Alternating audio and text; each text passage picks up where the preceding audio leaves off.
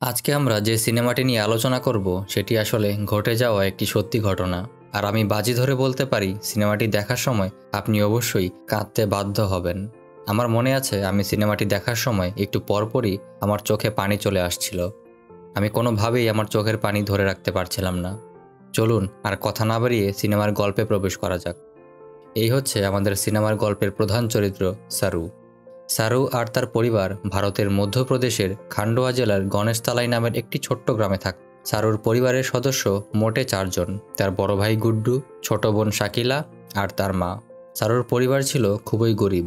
সারুর মা পাথর ভাঙার কাজ করত আর সারুর বড় ভাই বিভিন্ন সময়ে বিভিন্ন রকম টুকিটাকি কাজ করে যা পেত তা দিয়েই কোনো মতনে টেনে টুনে তাদের সংসার চলত।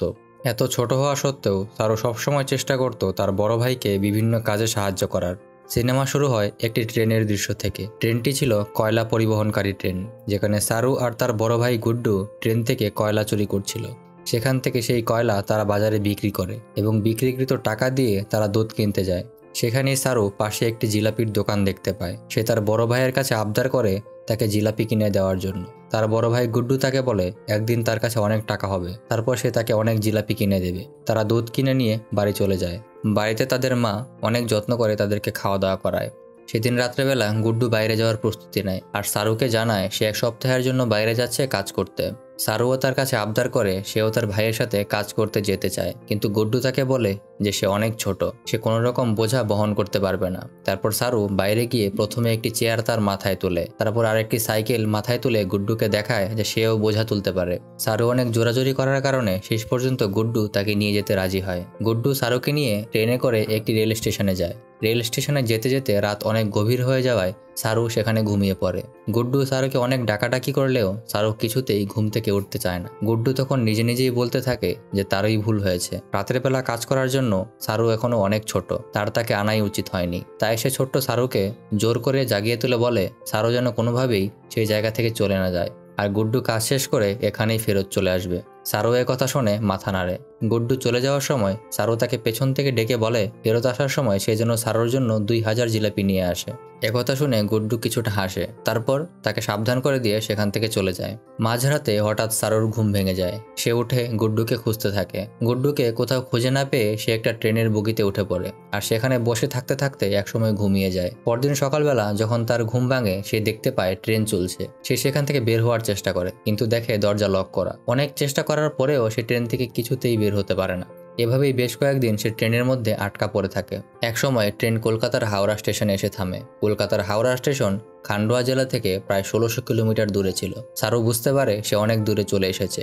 সে তার পাশের কিছু মানুষের কাছে সাহায্য চায়, কিন্তু কেউই তাকে সাহায্য করে না। আসলে সারু তাদের কারোর কথাই বুঝতে পারছিল না। সারু হিন্দিতে কথা বলতো আর কলকাতার মানুষেরা বাংলায় কথা বলতো। সারু বারবার টিকিট কাউন্টারে গিয়ে বলতে থাকে যে সে গণেশ তলায় যাবে, কিন্তু কেউ তার গণেশ তলার ঠিকানা দিতে পারে না। অনেক চেষ্টা করেও কারো সাহায্য না পেয়ে সে তার পাশেই কিছু পথশিশু দেখতে পায় এবং তাদের সাথেই গিয়ে রাস্তায় থাকতে শুরু করে। একদিন রাতে কিছু লোক এসে সকল পথশিশুদেরকে ধরে নিয়ে যাওয়া শুরু করে। সারু অনেক কষ্ট করে সেখান থেকে দৌড়ে পালিয়ে আসে। তারপরে কিছুদিন একটা মন্দিরের পাশে থাকতে শুরু করে, আর মন্দিরে যে প্রসাদ আসতো সেই প্রসাদ খেয়েই তার দিন চলতে থাকে। একদিন রেল লাইন দিয়ে হাঁটার সময় নূর নামে এক মহিলা সারুকে দেখতে পায়। সে সারুর সাথে কথা বলে জানতে পারে সারু হারিয়ে গেছে, সে তার মাকে খুঁজে বেড়াচ্ছে। নূর তাকে নিজের বাসায় নিয়ে যায় আর তাকে অনেক আদর যত্ন করে। তাকে খাওয়া দাওয়া করায়, গোসল করায়, নতুন জামা কাপড় পরায়। তারপর নূর তাকে জানায় রাম নামে এক ব্যক্তি আসবে সারুকে নিয়ে যেতে, সে তার মাকে খুঁজে দিতে সাহায্য করবে। তার পরদিন রাম আসে। সে সারুর সাথে কথা বলে জানায় যে সে বিকেলবেলায় এসে সারুকে নিয়ে যাবে আর তার মাকে খুঁজে দেবে। তারপর রাম নূরের সাথে কথা বলতে আলাদা একটি রুমে চলে যায়। এতে সারুর কিছুটা সন্দেহ হয়। তারপর সে দৌড়ে সেখান থেকে পালিয়ে যায়। এরপর কিছুদিন বিভিন্ন জায়গায় ঘুরে ফিরে সময় কাটাতে থাকে। এভাবেই প্রায় 2 মাস সময় কেটে যায়। একদিন এক রেস্টুরেন্টের সামনে বসে সারু একটি কুড়িয়ে পাওয়া চামচ দিয়ে রেস্টুরেন্টের ভেতরে বসে থাকা এক ব্যক্তির নকল করতে থাকে। ভেতর থেকে সেই ব্যক্তিটি এটি লক্ষ্য করে সে সারুর কাছে আসে। সে বুঝতে পারে সারু হারিয়ে গিয়েছে, তাই সে তাকে পুলিশ স্টেশনে নিয়ে যায়। পুলিশের লোকেরা সারুকে তার ঠিকানা জিজ্ঞেস করলে সে গণেশতলাই ছাড়া আর কিছুই বলতে পারে না। তাই পুলিশের লোকেরা তার একটি ছবি তুলে পেপারে হারিয়ে যাওয়ার বিজ্ঞাপন দিয়ে দেয় আর তাকে একটি এতিমখানায় ভর্তি করিয়ে দেয়। সারু বেশ কিছুদিন সে এতিমখানায় ভালোভাবেই থাকতে থাকে। হঠাৎ একদিন মিসেস সুদ নামে এক মহিলা তার সাথে দেখা করতে আসে। সেই মহিলা সারুকে জানায় যে তারা তার পরিবারকে অনেক খোঁজার চেষ্টা করেছে। তারা পত্রিকায় বিজ্ঞাপন দিয়েছে যেটি প্রায় 1.5 কোটি মানুষের কাছে পৌঁছে, কিন্তু কেউ এখনো তার খোঁজ নিতে আসেনি। তারপর সারুকে সে নিজের কোলে বসিয়ে দুজন মানুষের ছবি দেখায় আর বলে সে তার জন্য একটি পরিবারের খোঁজ করেছে যারা তাকে নিয়ে যেতে আগ্রহী, তারা অস্ট্রেলিয়ায় থাকে। সারু এই ছবি নিয়ে চলে যায় এবং যেতে যেতে পেছন ফিরে শুধু একবার জিজ্ঞেস করে, আপনি কি সত্যি আমার মাকে খুঁজেছিলেন? মিসেস সুদ জানায় সে সব জায়গায় চেষ্টা করেছে। কিছুদিন পর মিসেস সুদ যেসব বাচ্চাদের বিভিন্ন পরিবারে দত্তক দেওয়া হবে তাদেরকে নিয়ে গিয়ে কিছু প্রাথমিক ইংরেজি এবং খাবার টেবিলের খাদ্যাভ্যাস এবং ম্যানার শেখায়। তারপর দিন সামিনা নামে এক মহিলা সারুকে অস্ট্রেলিয়া নিয়ে যায় এবং জন ও সু দম্পতির কাছে দিয়ে আসে। জন আর সু সারুকে দেখে অনেক খুশি হয়, তারা তাকে আনন্দের সাথেই গ্রহণ করে। তারা সারুকে নিজের বাড়িতে নিয়ে যায় এবং সম্পূর্ণ বাড়ি ঘুরিয়ে দেখাতে থাকে। নতুন বাড়ি সারুর অনেক পছন্দ হয়। জন আর সু সারুকে নিজের ছেলের মতোই আদর যত্ন করতে থাকে। সব মিলিয়ে সারু তাদের সাথে খুব ভালোভাবেই মানিয়ে নিচ্ছিল। কিছুদিন পর জন আর সু মনতোষ নামের এক নতুন ছেলেকে দত্তক নেয়। তারা মনতোষকে দেখেও একই পরিমাণ খুশি হয়। মনতোষকে তাদের বাড়িতে নিয়ে যায়, কিন্তু মনতোষ 8-10টা বাচ্চার মতো স্বাভাবিক ছেলে ছিল না। সে কিছুটা পাগলাটে আচরণ করত, কারণে অকারণে সে নিজেকে আঘাত করত। এ কারণে সারু ও মনতোষকে খুব বেশি পছন্দ করত না, তাই তাদের সম্পর্ক কখনোই খুব ভালো হয়ে ওঠেনি। তারপর 20 বছর কেটে যায়। সারু বড় হয়ে ওঠে। সেখান থেকেই সিন শিফট হয় একটি রেস্টুরেন্টে, যেখানে সারু তার পরিবারকে জানাচ্ছে যে সে মেলবোর্ন শহরের একটি বিশ্ববিদ্যালয়ে হোটেল ম্যানেজমেন্ট বিষয়ে পড়তে যাচ্ছে। সেখানে তারা একসঙ্গে খাওয়া দাওয়া করে। তারপর সারু মনতোষের সাথে দেখা করতে যায়। মনতোষের কাছ থেকে বিদায় নিয়ে সারু মেলবোর্নে চলে যায়। বিশ্ববিদ্যালয়ের ওরিয়েন্টেশন ক্লাসে সারু একটি মেয়েকে দেখতে পায়। মেয়েটির নাম ছিল লুসি। লুসিকে দেখেই সারুর ভালো লাগা কাজ করে। বিশ্ববিদ্যালয়ের প্রথম ক্লাসে সবার সাথে পরিচিত হওয়ার সময় সারু জানায় সে আসলে কলকাতায় থাকতো। কলকাতায় থেকেই তার বাবা মা তাকে দত্তক নিয়ে আসে। সে ক্লাসে আরো বেশ কয়েকজন ভারতীয় ছাত্রছাত্রী ছিল যারা ছিল তার ক্লাসমেট। সেখান থেকেই লুসি আর সারু একে অপরের সাথে ঘনিষ্ঠ হতে শুরু করে। একসময় তাদের মধ্যে প্রেমের সম্পর্ক তৈরি হয়। কিছুদিন পর এক ভারতীয় ক্লাসমেট একটি হাউস পার্টির আয়োজন করে। সে পার্টিতে সারু এবং লুসি দুজনই আসে। সেই ভারতীয় বন্ধু সবার জন্য বেশ কিছু ভারতীয় খাবার দাবার রান্না করে, তার মধ্যে জিলাপিও ছিল।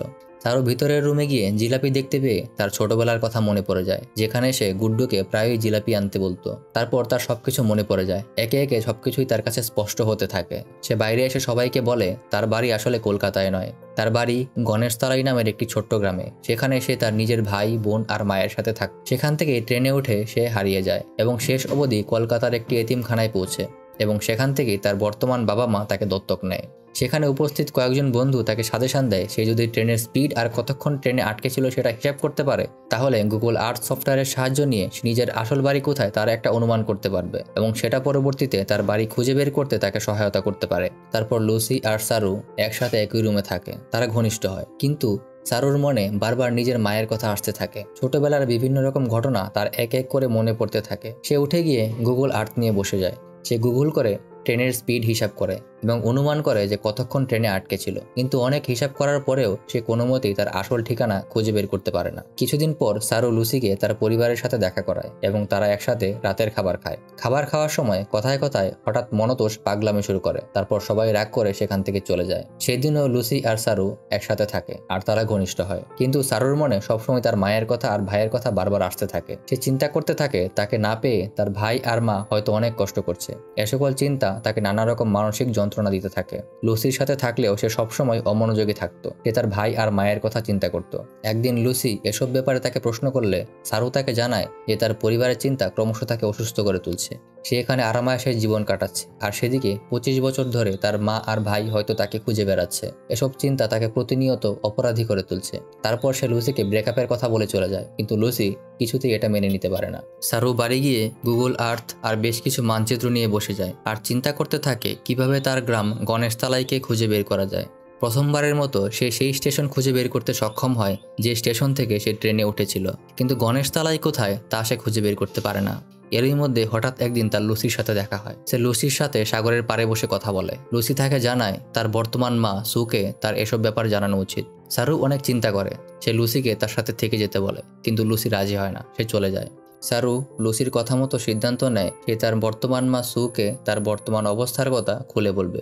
এটা জানানোর জন্য সে তার মা সুয়ের কাছে যায়। সারু এতদিন জানতো যে জন আর সু বাচ্চা নিতে অক্ষম, তাই তারা সারু আর মনতোষকে দত্তক নিয়েছিল। কিন্তু কথায় কথায় সু তাকে জানায় যে সু আর জন চাইলেই নিজেদের বাচ্চা নিতে পারত, কিন্তু তারা নিজেদের বাচ্চা নিতে চায়নি। তারা চেয়েছিল পৃথিবীতে নতুন কাউকে না এনে এমন কাউকে আনতে যাদের নিজেদের পরিবার নেই এবং তাদেরকে একটা সুন্দর জীবন দিতে। এসব শুনে সেদিন সে সুকে আর কোনো কিছু বলতে পারে না। কিন্তু মন থেকে সে নিজের আসল মাকে কিছুতেই বলতে পারে না। বারবার তার চোখের সামনে শুধু নিজের আসল মায়ের ছবি আসতে থাকে। সে আবার উঠে গুগল আর্থ নিয়ে বসে যায়, কিন্তু এবারও কিছু না পেয়ে রাগে র্যান্ডম বিভিন্নভাবে স্ক্রলিং করতে থাকে। হঠাৎ একটি জায়গা দেখে তার চোখ আটকে যায়। তারপর একের পর এক সে তার নিজের পরিচিত জায়গাগুলো আবিষ্কার করতে থাকে। সে মাঠ, ট্রেন লাইন, পুকুর, নদীর ঘাট এগুলো গুগল আর্থে খুঁজে পেতে থাকে, যেখানে সে ছোটবেলায় দিনভর দৌড়ে বেড়াতো। ছোটবেলার সব পথঘাট একের পর এক গুগল আর্থে সে দেখতে থাকে, আর তার সব মনে পড়তে থাকে। কিছুক্ষণের মধ্যেই সে তার ছোট্ট গ্রাম গণেশতলাইকে খুঁজে পেয়ে যায়। সাথে সাথে সে উঠে দৌড়ে সবার আগে লুসির বাসায় যায়। সে আনন্দে লুসিকে জড়িয়ে ধরে বলে, আমি আমার সব উত্তর পেয়ে গেছি, তুমি আমার জন্য অপেক্ষা করো, আমি অবশ্যই তোমার কাছে ফেরত আসবো। তারপর সে তার বর্তমান মা সুয়ের কাছে গিয়ে সবকিছু খুলে বলে। একথা শুনে সু বেশ আনন্দিত হয় এবং বলে, তোমার মায়ের উচিত অবশ্যই তোমার মতো হীরের টুকরো ছেলেকে একবার চোখের দেখা। তারপর সুয়ের কাছ থেকে বিদায় নিয়ে সারু ইন্ডিয়া চলে যায়। সে সরাসরি গণেশতলায় চলে যায়। ছোটবেলায় সব পথঘাট তার পরিচিত থাকায় সে সরাসরি নিজের ঘরে চলে যায়, কিন্তু গিয়ে দেখতে পায় তার ঘর ভাঙা, এখানে কেউ নেই। সে পাশে এক মহিলাকে জিজ্ঞেস করে যারা এখানে থাকতো তারা কোথায়, কিন্তু সেই মহিলা ইংরেজি ভাষা বুঝতে পারে না, আর সারুও ততদিনে হিন্দি ভাষা ভুলে গিয়েছে। তখন পাশেই এক বয়স্ক লোক যাচ্ছিল, সে ইংরেজি জানতো। সে এসে তাকে সাহায্য করতে চায়। সারু তাকে বিস্তারিত খুলে বলে আর নিজের ছোটবেলার একটি ছবি দিয়ে বলে, এটা আমি। সেই লোকটি সারুকে কিছু না বলে ছবিটা হাতে নিয়ে সেখান থেকে চলে যায়। একটু পর ফেরত এসে সারুকে বলে তাকে ফলো করতে। সেই ব্যক্তি তাকে অন্য একটি গলিতে অন্য একটি বাড়ির দিকে নিয়ে যেতে থাকে। কিছু দূর যাওয়ার পরেই সারু দেখতে পায় শাড়ি পরা এক বৃদ্ধ মহিলা তার দিকে হেঁটে আসে। সেই বৃদ্ধ মহিলাই ছিল তার মা। সে তাকে দেখা মাত্র চিনে ফেলে। তারপর সে তার মাকে জড়িয়ে ধরে বেশ কিছুক্ষণ কাঁদে। এলাকার সবাই তাদেরকে দেখে বেশ আনন্দিত হয়। একটু পর সারু জানতে চায় যে গুড্ডু কোথায়। তার মা তাকে জানায় যেদিন সারু হারিয়ে গিয়েছে সেই দিনই গুড্ডু এক দুর্ঘটনায় মারা গেছে। এর মানে হলো সেই দিন একজন মা একই সাথে তার দুজন ছেলেকে হারিয়ে ফেলে। একটু পর শাকিলাও সেখানে আসে।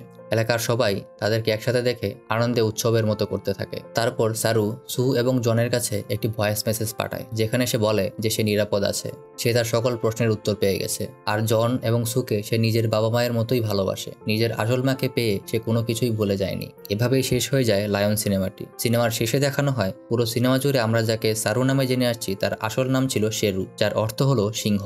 আর একদম শেষে দেখানো হয় যার জীবন কাহিনীর উপর ভিত্তি করে সিনেমাটি তৈরি তাদের কিছু ছবি আর একটি দৃশ্য যেখানে সু সারুর আসল মা কমলায়ের সাথে দেখা করতে আসে। আশা করি আমাদের ভিডিওটি আপনাদের ভালো লেগেছে এবং বরাবরের মতোই ভালো লাগুক বা না লাগুক প্লিজ একটি লাইক দিয়ে দিন, কারণ এতে আমরা ইন্সপিরেশন পাই পরবর্তীতে দ্রুত আরেকটা ভিডিও বানানোর জন্য।